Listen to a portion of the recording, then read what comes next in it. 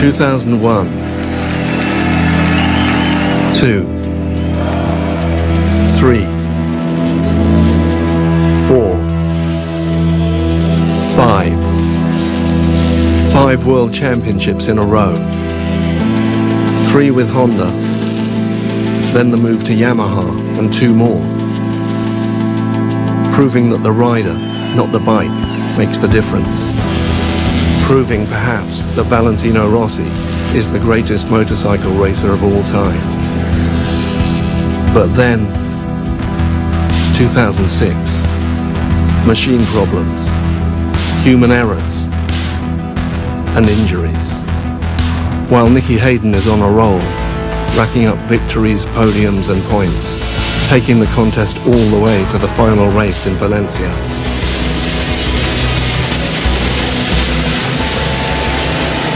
Holding his nerve to the end, the Kentucky kid seizes the crown as Rossi slips and falls. Loser. Well, what is it that racers say about second place? And now they're on him, the new breed. Younger, hungrier, faster, pressure like never before.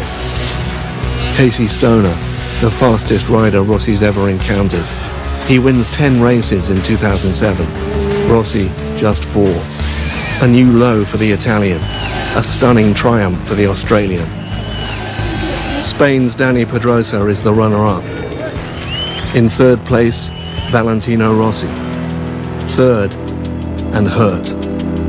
3 broken bones in his hand after a vicious crash in practice for the final race, caused by a machine problem. He makes it to the start in Valencia, but not to the finish. Another machine problem. Adding insult to injury, Yamaha signs Jorge Lorenzo as their second rider for 2008. For the future, in other words. Now the enemy is in the building. Lorenzo arrives in the Yamaha garage to find that Rossi's had a wall built down the middle of it to shut out his so-called teammate. But he can't build a wall on the track. Lorenzo takes pole at his first MotoGP race in Qatar. Easy. He's on the podium at the second race in Spain and wins the third in Portugal. Easy. And then he crashes. And crashes. And crashes.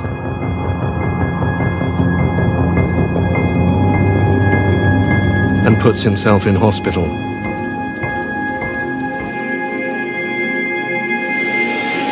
But Casey Stoner is still there. After some teething trouble with the 2008 Ducati, the reigning world champion is going faster than ever. A 3-win blitz in mid-season, blocking Rossi's title charge. Time to fight back.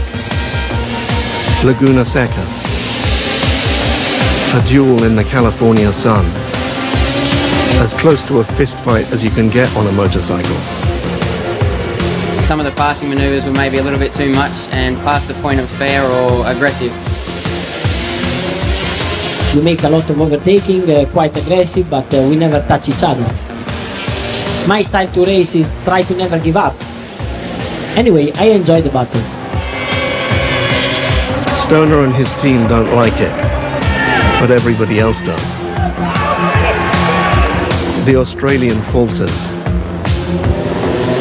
2 crashes at Brno and Misano. And worse, a wrist injury. Rossi is relentless. He wins 6 of the remaining 8 races. Stoner, 2.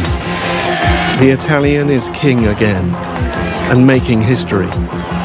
Only one rider, that other Italian god Giacomo Agostini, has ever recaptured the crown after losing it 2 years in a row.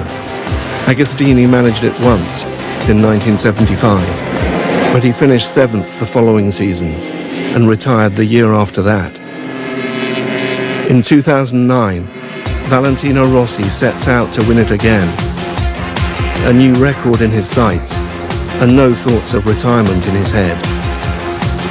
There are only 3 problems: Jorge Lorenzo, Casey Stoner, and Dani Pedrosa.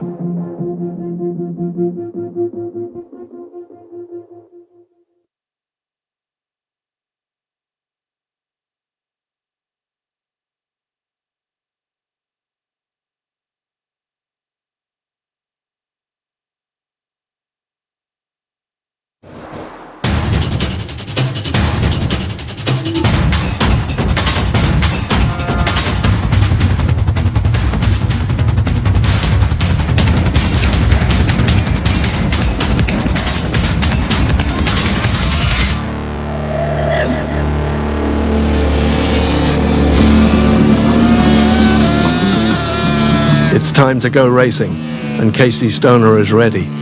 He had an operation to fix his wrist in November. He's on an all-new Ducati.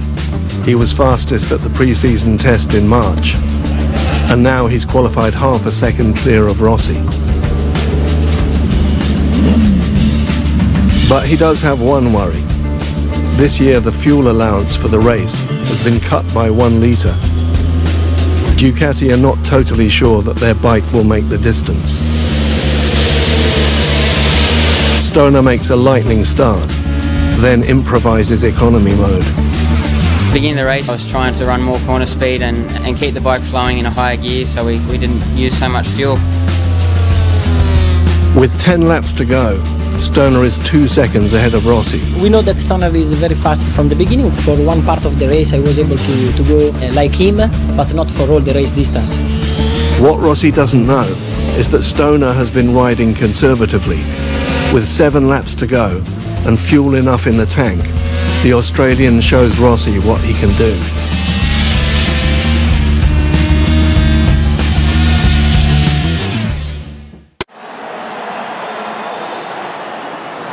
Rossi's still fighting. 7 laps to go. Time to shake him off. In the next 4 laps, open the gap to over 5 seconds.